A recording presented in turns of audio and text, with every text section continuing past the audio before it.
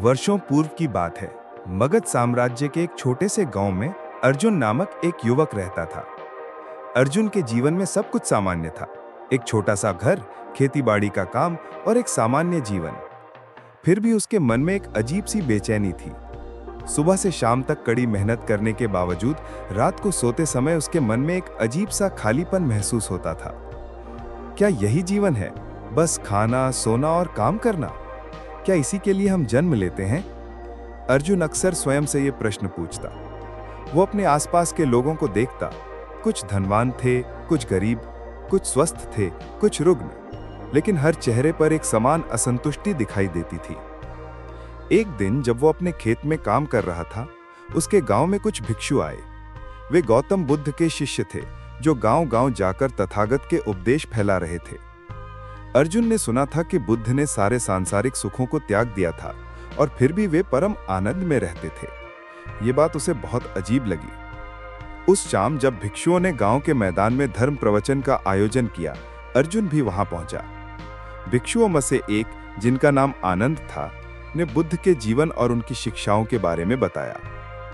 तथागत कहते हैं, मन ही मनुष्य का सबसे बड़ा मित्र है और मन ही उसका सबसे बड़ा शत्रु है। जो अपने मन पर विजय प्राप्त कर लेता है, वही सच्चा योद्धा है, आनंद ने कहा। अर्जुन इन शब्दों से बहुत प्रभावित हुआ। प्रवचन के बाद वो आनंद के पास गया और पूछा, भंते, मेरे मन में हमेशा एक अजीब सी बेचैनी रहती है। मुझे कुछ भी सुख नहीं देता। क्या बुद्ध के पास इसका कोई समाधान है? आनंद ने मुस्कुराकर कहा, अर्जुन, तुम्हारी ये बेचैनी ही तुम्हारे जीवन का सबसे बड़ा वरदान है। ये तुम्हें बता रही है कि तुम्हारे भीतर कुछ और है जो तुमने अभी तक खोजा नहीं है। तुम्हें स्वयं तथागत से मिलना चाहिए। वे अभी वैशाली में हैं, जहां से हम आ रहे हैं। अगले ही दिन अर्जुन ने वैशाली जाने का निश्चय किया। उसने अपने पिता से आज्ञा ली और यात्रा पर निकल पड़ा। 5 दिनों की कठिन यात्रा के बाद वो वैशाली पहुंचा। उसने देखा कि सैकड़ों लोग बुद्ध के दर्शन के लिए एकत्र हुए थे। अमीर, गरीब, राजा, रंक, सभी एक समान भक्ति भाव से बुद्ध के वचन सुन रहे थे।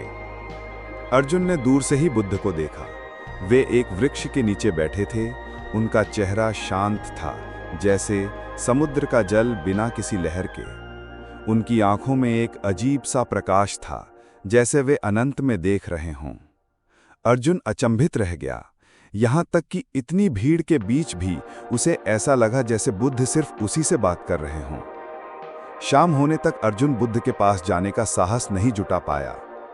जब भीड़ कम हुई तो आनंद ने उसे बुद्ध के पास ले जाने का प्रस्ताव किया। भगवान, ये अर्जुन है। ये मगध से आया है और आपसे कुछ पूछना चाहता है, आनंद ने बुद्ध से कहा। बुद्ध ने अपनी करुणामयी आंखों से अर्जुन को देखा और कहा, आओ अर्जुन, क्या पूछना चाहते हो? अर्जुन ने झुककर प्रणाम किया और कहा, भगवान, मेरे मन में हमेशा एक अजीब सी बेचैनी रहती है। मैं जो भी करता हूँ, जहाँ भी जाता हूँ, ये बेचैनी मेरा पीछा नहीं छोड़ती। मैंने सुना है कि आपने इस बेचैनी से मुक्ति का मार्ग खोजा है। मुझे भी वो मार्ग दिखाइए। बुद्ध ने मुस्कुराकर कहा, अर्जुन, पहले मुझे बताओ, तुम ये बेचैनी क्यों महसूस करते हो? अर्जुन ने कुछ सोचकर कहा, भगवान, मुझे नहीं पता। कभी कभी मुझे लगता है कि मैं जीवन में कुछ खो रहा हूँ। कभी कभी लगता है कि सब कुछ व्यर्थ है, और कभी कभी मुझे डर लगता है कि कहीं मैं गलत रास्ते पर तो नहीं चल रहा। बुद्ध ने अर्जुन के कंधे पर हाथ रखा और कहा, अर्जुन, तुम्हारी ये बेचैनी ही तुम्हारी जागृति का पहला लक्षण है। अधिकांश लोग बिना सोचे समझे जीवन जीते हैं, बिना ये जाने कि वे क्यों जी रहे हैं। लेकिन तुमने सोचना शुरू कर दिया है और यही सच्ची यात्रा का आरंभ है। अर्जुन ने पूछा, लेकिन भगवान, मैं इस बेचैनी से मुक्त कैसे हो सकता हूँ? बुद्ध ने कहा, इस बेचैनी से मुक्त होने के लिए तुम्हें इसके मूल कारण को जानना होगा, और वो मूल कारण है तृष्णा, यानी इच्छा। अगले दिन सुबह बुद्ध ने अर्जुन को अपने साथ भिक्षाटन के लिए ले जाने का निर्णय लिया। वे दोनों वैशाली के घनी आबादी वाले क्षेत्र में गए। अर्जुन ने देखा कि बुद्ध के पात्र में लोग अपनी श्रद्धा और सम्मान के साथ भोजन डाल रहे थे। कुछ लोगों के पास बहुत था तो कुछ लोगों के पास बहुत कम, लेकिन बुद्ध सभी से समान भाव से लेते थे। एक स्थान पर उन्होंने एक आदमी को देखा जो अपने विशाल महल के सामने खड़ा था। उसके चेहरे पर चिंता के भाव थे। बुद्ध ने अर्जुन से पूछा, क्या तुम उस आदमी को देख रहे हो? उसके पास इतना धन है, फिर भी उसका चेहरा चिंतित क्यों है? अर्जुन ने उत्तर दिया, शायद वो और अधिक धन चाहता है भगवान। बुद्ध ने कहा, हाँ, यही तृष्णा है। जितना मिलता है उतनी ही और पाने की इच्छा बढ़ती जाती है। ये एक ऐसा कुआं है जिसकी तह कभी नहीं मिलती। थोड़ी दूर चलने पर उन्होंने एक युवक को देखा जो अपनी प्रेमिका के साथ बैठा हुआ था, लेकिन उसकी नजरें किसी और सुंदर युवती पर टिकी थीं। बुद्ध ने फिर अर्जुन से पूछा, और उस युवक को देखो, उसके पास प्रेम है, फिर भी वह संतुष्ट क्यों नहीं है? अर्जुन ने उत्तर दिया, क्योंकि वह और अधिक चाहता है भगवान। बुद्ध ने मुस्कुराकर कहा, फिर से वही तृष्णा, हमारी इच्छाएं कभी समाप्त नहीं होती। भिक्षाटन के बाद जब वे वापस आम्रपाली वन लौट रहे थे, बुद्ध ने अर्जुन से कहा, अर्जुन, तुम्हारी बेचैनी का कारण यह है कि तुम्हारे भीतर भी अनेक इच्छाएं हैं जिन्हें तुम पहचान नहीं पा रहे हो। तुम कुछ और चाहते हो, लेकिन तुम्हें पता नहीं कि वह कुछ क्या है। अर्जुन ने स्वीकार किया, हाँ भगवान, मैं अक्सर सोचता हूं कि अगर मेरे पास अधिक धन होता या अगर मैं किसी अन्य स्थान पर रहता तो शायद मैं अधिक खुश होता। बुद्ध ने कहा, ये इच्छा की प्रकृति है। ये हमें विश्वास दिलाती है कि खुशी हमेशा कहीं और है, हमारी वर्तमान स्थिति से बाहर। लेकिन सत्य यह है कि खुशी भीतर से आती है, बाहर से नहीं। तीसरे दिन बुद्ध ने अर्जुन को एक विशेष स्थान पर ले जाने का फैसला किया। वे एक नदी के किनारे पहुंचे जहां कुछ तपस्वी कठोर तप कर रहे थे। कुछ लोग बिना खाए पिए दिन बिता रहे थे, कुछ कांटों पर लेटे थे, कुछ एक पैर पर खड़े थे। अर्जुन, इन लोगों को देखो, बुद्ध ने कहा। ये मानते हैं कि शरीर को कष्ट देने से आत्मा की मुक्ति होती है। मैंने भी कभी ये मार्ग अपनाया था, लेकिन मुझे अनुभव हुआ कि ये भी एक अति है। फिर बुद्ध ने अर्जुन को दूसरी ओर इशारा किया, जहां कुछ लोग भोग विलास में लिप्त थे। और इन लोगों को देखो, ये मानते हैं कि जीवन का एकमात्र उद्देश्य इंद्रियों के सुख भोगना है। मैंने अपने जीवन के प्रारंभिक वर्षों में ये मार्ग भी अनुभव किया था और पाया कि ये भी संतोष नहीं देता। अर्जुन ने पूछा, तो फिर सही मार्ग क्या है भगवान? बुद्ध ने उत्तर दिया, मध्यम मार्ग, न अति भोग न अति त्याग, जीवन को संतुलित रूप से जीना, अपने कर्तव्य निभाना, लेकिन फल की आसक्ति न रखना। अर्जुन ने गंभीरता से पूछा, लेकिन इतना आसान कैसे हो सकता है भगवान? हमारे भीतर इतनी इच्छाएं हैं, इतनी तृष्णाएं हैं, उन्हें नियंत्रित कैसे किया जा सकता है? बुद्ध ने कहा, इसके लिए मैं तुम्हें एक विधि सिखाऊंगा। इसे अष्टांगिक मार्ग कहते हैं। अगले दिन सुबह बुद्ध अर्जुन को एक शांत स्थान पर ले गए, जहां एक विशाल पीपल का वृक्ष था। वे दोनों वहां बैठ गए। बुद्ध ने कहा, अर्जुन, मैंने जो अष्टांगिक मार्ग का उल्लेख किया था, वो दुख से मुक्ति का मार्ग है। ये 8 सूत्रों से मिलकर बना है। अर्जुन ने उत्सुकता से पूछा, और वे 8 सूत्र क्या हैं भगवान? बुद्ध ने बताया, पहला है सम्यक दृष्टि, चीजों को वैसा ही देखना जैसा वे हैं, बिना किसी भ्रम के। दूसरा है सम्यक संकल्प, अपने विचारों और इरादों को शुद्ध रखना। तीसरा है सम्यक वाणी, सत्य और हितकारी बोलना। चौथा है सम्यक कर्म, ऐसे कार्य करना जो किसी को हानि न पहुंचाए। पांचवा है सम्यक आजीविका, ऐसा व्यवसाय चुनना जो दूसरों को कष्ट न दे। छठा है सम्यक प्रयास, बुराइयों से बचने और अच्छाइयों को अपनाने का प्रयास। सातवां है सम्यक स्मृति, हमेशा जागरूक रहना, वर्तमान में जीना। और आठवां है सम्यक समाधि, मन की एकाग्रता और शांति।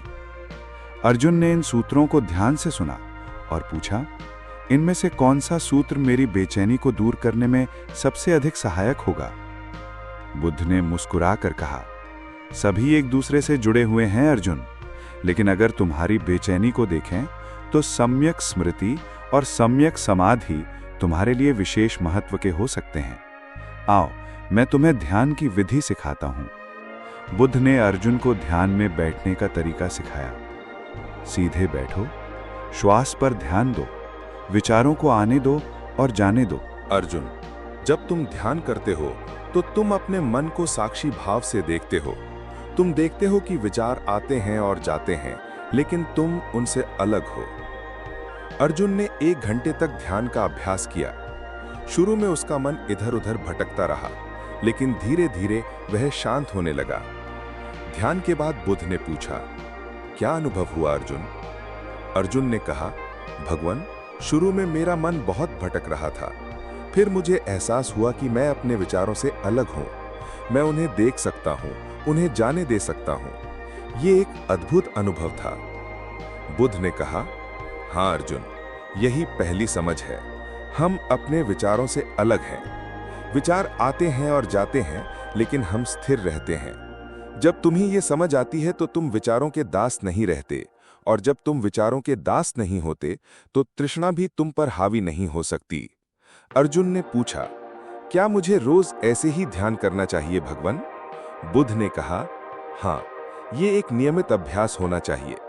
लेकिन ध्यान सिर्फ बैठकर करने वाली क्रिया नहीं है। हर क्षण जागरूक रहना, हर कार्य को पूरी तरह से करना, यही सच्चा ध्यान है। 5वें दिन बुद्ध अर्जुन को वैशाली के शमशान घाट पर ले गए। वहां कई शवों का अंतिम संस्कार हो रहा था। कहीं एक युवक का तो कहीं एक वृद्ध का, कहीं एक धनी व्यक्ति का तो कहीं एक गरीब का। बुद्ध ने कहा, अर्जुन, इन सभी का अंत एक जैसा है। कोई भी इस सत्य से बच नहीं सकता। यह है अनित्य का नियम। हर चीज परिवर्तनशील है, नश्वर है। अर्जुन ने पूछा, लेकिन भगवान, ये बात तो हर कोई जानता है कि मृत्यु अनिवार्य है, फिर भी हम इसे भुलाकर जीते हैं। बुद्ध ने कहा, यही हमारी सबसे बड़ी भूल है। हम अनित्य को स्वीकार नहीं करते और चीजों को स्थायी बनाने की कोशिश करते हैं। जब हम किसी वस्तु या व्यक्ति से जुड़ते हैं तो हम उसे हमेशा अपने पास रखना चाहते हैं, और जब वह चला जाता है तो हम दुख में डूब जाते हैं। अर्जुन ने सोचते हुए कहा, तो क्या हमें किसी से प्रेम नहीं करना चाहिए भगवान? बुद्ध ने मुस्कुराकर कहा, अर्जुन, प्रेम करना बुरा नहीं है, बुरा है आसक्ति। प्रेम देना है बिना कुछ मांगे। प्रेम में स्वतंत्रता होती है, आसक्ति में बंधन। जब तुम अनित्य को समझते हो तो तुम हर क्षण का आनंद लेते हो, क्योंकि तुम जानते हो कि ये क्षण फिर कभी नहीं लौटेगा। 6ठे दिन बुद्ध ने अर्जुन से एक प्रश्न पूछा, अर्जुन, तुम कौन हो? अर्जुन ने उत्तर दिया, मैं अर्जुन हूं भगवान, एक किसान का पुत्र, मगध का निवासी। बुद्ध ने पूछा, और अगर तुम अपना नाम बदल लो तो क्या तुम वही नहीं रहोगे? अर्जुन ने कहा, हाँ भगवान, मैं वही रहूंगा। और अगर तुम मगध छोड़कर कहीं और रहने लगो तो क्या तुम वही नहीं रहोगे? हाँ भगवान। तो फिर तुम कौन हो अर्जुन? अर्जुन को समझ नहीं आया कि क्या उत्तर दें। बुद्ध ने कहा, अर्जुन, हम अपने नाम, पद, धन, शरीर, इन सब से अपनी पहचान बनाते हैं, लेकिन ये सब अनित्य हैं, बदलने वाले हैं। हमारा सच्चा स्वरूप इन सब से परे है।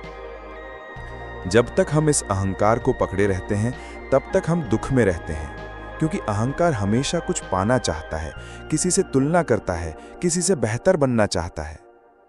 अर्जुन ने पूछा, तो क्या हमें अपनी पहचान त्याग देनी चाहिए भगवान? बुद्ध ने कहा, त्यागना नहीं, पहचानना।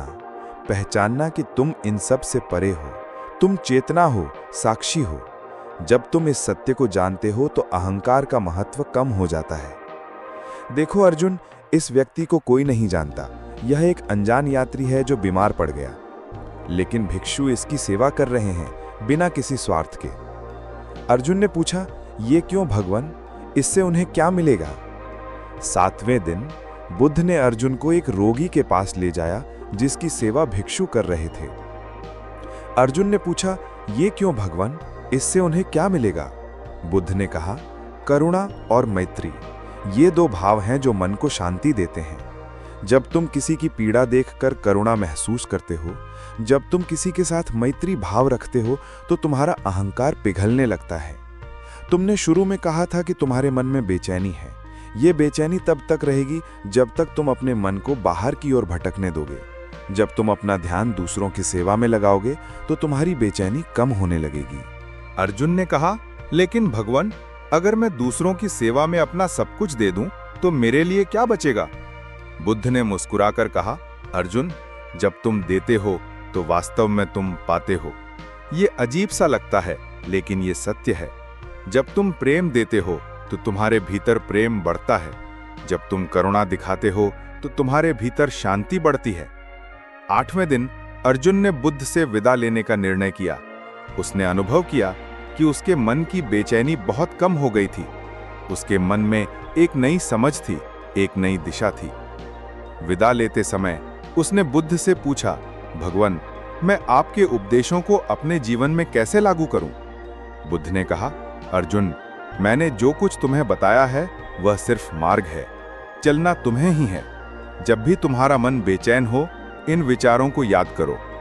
पहला, अपने मन को जानो, अपने विचारों को देखो, उनके दास मत बनो। दूसरा, अनित्य को समझो, हर चीज बदलती है, इसलिए आसक्त मत बनो। तीसरा, अहंकार को पहचानो, तुम अपने नाम, पद, धन से परे हो। चौथा, करुणा और मैत्री के साथ जियो, दूसरों की सेवा में अपने को भूल जाओ।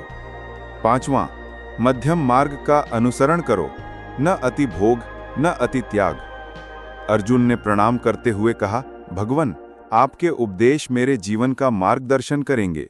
मेरे मन की बेचैनी दूर हो गई है। अब मैं समझ गया हूं कि शांति बाहर नहीं, भीतर है। बुद्ध ने अर्जुन के सिर पर हाथ रखकर आशीर्वाद दिया और कहा, अर्जुन, याद रखो, अगर मन बेचैन है तो इन विचारों को सुनो, लेकिन इन्हें सिर्फ सुनो ही नहीं, अपने जीवन में उतारो, क्योंकि ज्ञान बिना आचरण के निष्फल है। जब अर्जुन अपने गांव लौटा तो वह एक नया व्यक्ति था। उसके मन में अब वह बेचैनी नहीं थी। वह हर क्षण को पूर्णता से जीने लगा था, हर कार्य को पूरी जागरूकता से करने लगा था। उसने अपने गांव में बुद्ध के उपदेशों का प्रचार किया। धीरे धीरे उसके आसपास के लोगों ने भी इन सिद्धांतों को अपना जीवन में अपनाया, और इस प्रकार एक व्यक्ति की आंतरिक यात्रा ने अनेकों के जीवन में प्रकाश फैला दिया। बुद्ध के ये विचार आज भी उतने ही प्रासंगिक हैं जितने तब थे। अगर मन बेचैन है तो इन विचारों को न केवल सुनो बल्कि जीवन में उतारो, क्योंकि मन की शांति ही जीवन का सबसे बड़ा धन है।